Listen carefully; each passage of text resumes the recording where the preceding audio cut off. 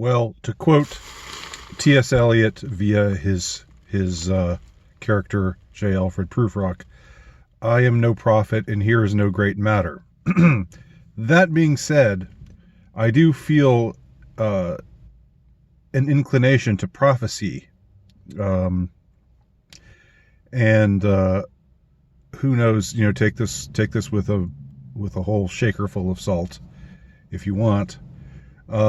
But I just got to thinking about a couple of things today, because there is an interesting intersection in the church calendar and the regular calendar, the secular calendar.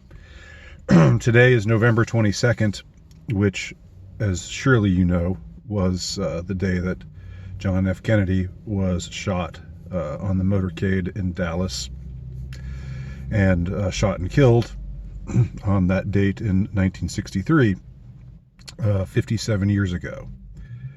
Today, in the church calendar,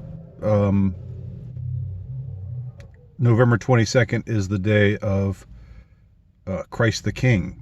This is the final Sunday in the church's calendar. Next week begins Advent, which is like the start of the new year, the new liturgical year. So the final Sunday is the celebration of Christ the King, and I've long very much enjoyed this particular feast day, along with All Saints' Day. This is to me one of the more underrated feast days in the church's calendar. I felt moved to write about Christ the King. I'll try to find that article. It's somewhere out there in the ether, in the ethernet, and I will try to post it below for those who'd be interested to read my thoughts on Christ the King. But what it boils down to is that heaven is not a democracy, and Christ is not our elected president. He is our sovereign ruler. He is God. And I don't usually, get into religious type of polemics or anything like that. I am Catholic, but I don't want that to be an issue. I try to reach a broad swath of people. I know there are some people, various people who feel various different ways about Catholicism, and I can even understand that and sympathize with that. So I try to go for a broad tent kind of approach. Nevertheless, in this particular case, something really strikes me about this intersection of dates. November 22nd, the somber date wherein the president, or king in quotes you could say, as the one character in the Oliver Stone movie said, kings are killed. And I think that was a reference to something else, killing a king, like the king killer. I don't know if that's Fisher King, some kind of mythology I might not even know what the hell I'm talking about right now, but I think I do. I think there's something somewhere in mythology involving the notion of killing a king. Maybe it's a Masonic rite. I believe it is. So this was the day where the ruler of the United States, the elected ruler, although interestingly and ironically elected probably due to fraud, just like the next likely incoming president is the same, like elected likely due to massive voter fraud. Nevertheless, he was the president, and he was murdered on this day. Now, this is the same day that we are celebrating Christ the King. Christ the King was also murdered. He was crucified. But he was resurrected 3 days later. His death was not the end of him. And I'm tempted to wonder if this intersection of dates has some kind of numerical significance, numerological significance. Most of the time, numerology is just leaves me cold. It's just sort of like, okay, this number could mean this or it could mean that. You're just taking a bunch of numbers and doing a bunch of things with them. I lose the I kind of lose the plot easily with this numerology stuff. But in this case today, it seems a pretty stark kind of phenomenon. The date where 57 years ago the president was murdered by likely conspirators within the larger, what's now called deep state, the mechanisms of this, the power structure, generally speaking. They offed Kennedy on this date 57 years ago. And we also have this massive election fraud that's just happened. I believe that the election that just happened was massively fraudulent. So we see once again the same kind of true rulers, the actors within the so-called deep state, going above and beyond to get rid of somebody as president and replace him with somebody else who's more pliant, who's more likely to follow their lead and not be a wild card, not be somebody who goes off the beaten path and says whatever he's thinking at any given time, and the kind of president that Trump has been these past 4 years. Whether or not you believe in Trump, and I'm not here singing his praises, except to say that he was, for me, definitely the lesser of the two evils in this election. Anyway, getting back to what I was saying before, I really don't want to get too convoluted with this because it really is quite simple.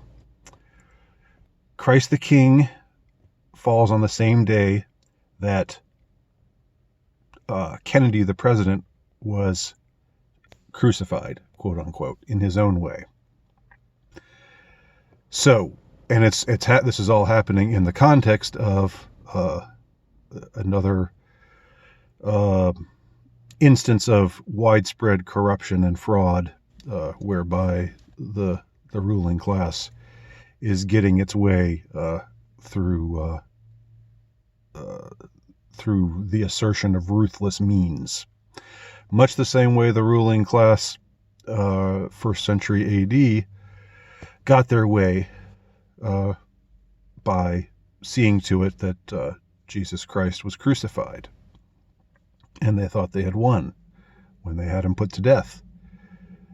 And yet, if you believe the Bible, if you are a Christian, if you are a follower of Christ, if you belong to the church, you believe in the resurrection, that the crucifixion was not the end, that the crucifixion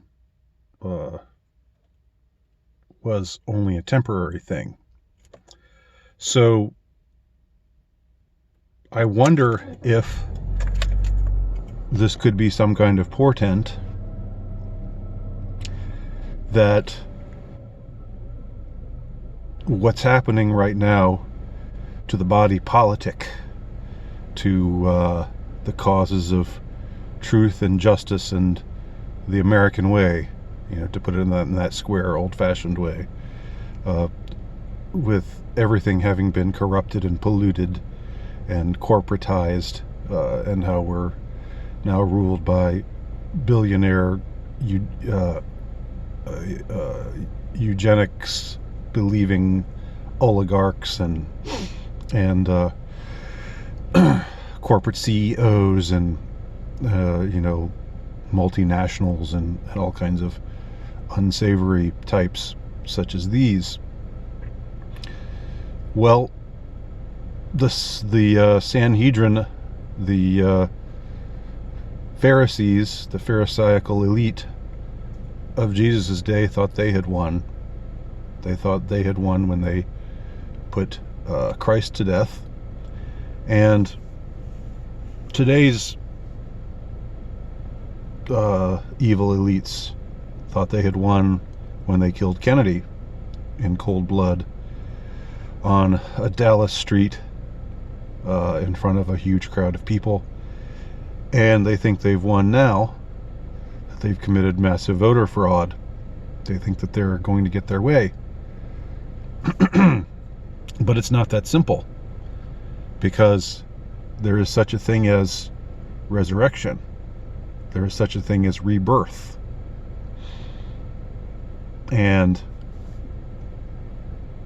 I dare say, I dare to hope, I dare to believe that we are on the cusp of some kind of resurrection, that we are on the cusp of a rebirth because of the immense degree of consciousness that has been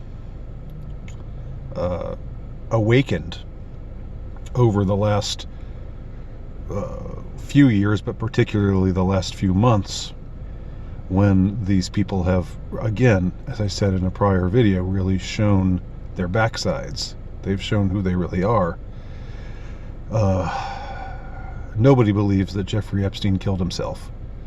And if you believe that this election wasn't rigged, you're probably saying that because you're trying to, because the guy that won is the guy that you wanted to win. You probably haven't looked into the question of rigging, because why would you? You wouldn't want to. I mean, if the guy I wanted to win had won, I wouldn't be all that inclined to want to look into charges of rigging either. Okay? But in any case, a lot has been opened up before us. This has been a year of a great awakening taking place. Not in the sense that maybe we would like for it to... We haven't broken through totally into the mainstream yet. And yet, at the same time, I think more and more people are skeptical. How can you help but be skeptical of what they're trying to force feed you, when it's so obvious that the major media and the corporate conglomerates and all the usual suspects, it's so obvious that they are not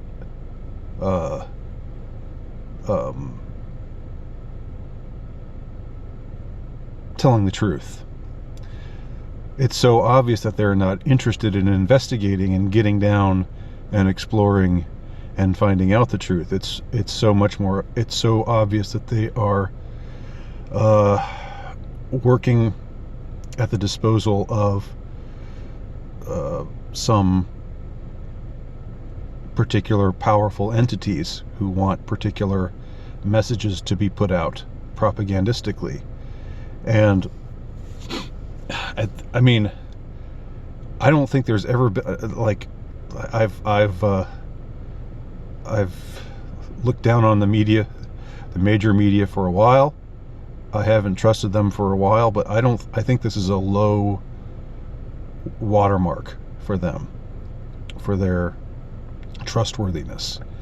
You can't even raise questions, or they ban you from social media. If you raise questions, people are seeing this. It's happening. So,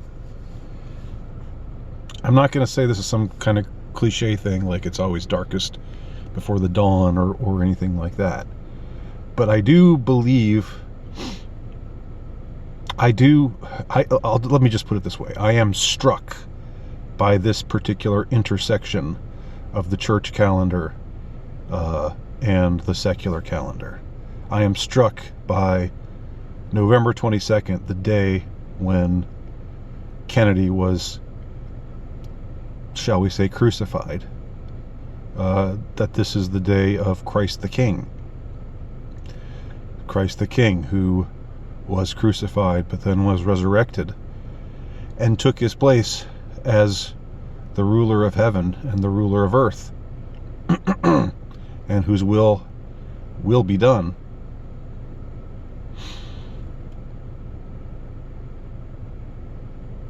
And hard as it is to see that sometimes, for myself included, I honestly think we might be on the cusp of something that's going to be quite historic. But we'll have to see how it all plays out. Anyway, that is my interpretation of this portent as I see it. November 22nd, 2020, day of Christ the King, end of the liturgical calendar for this year. Next week, Advent begins. New life begins. So take heart. Andy Nowicki, my name is what my name is. You can find my work at altrightnovelist.com.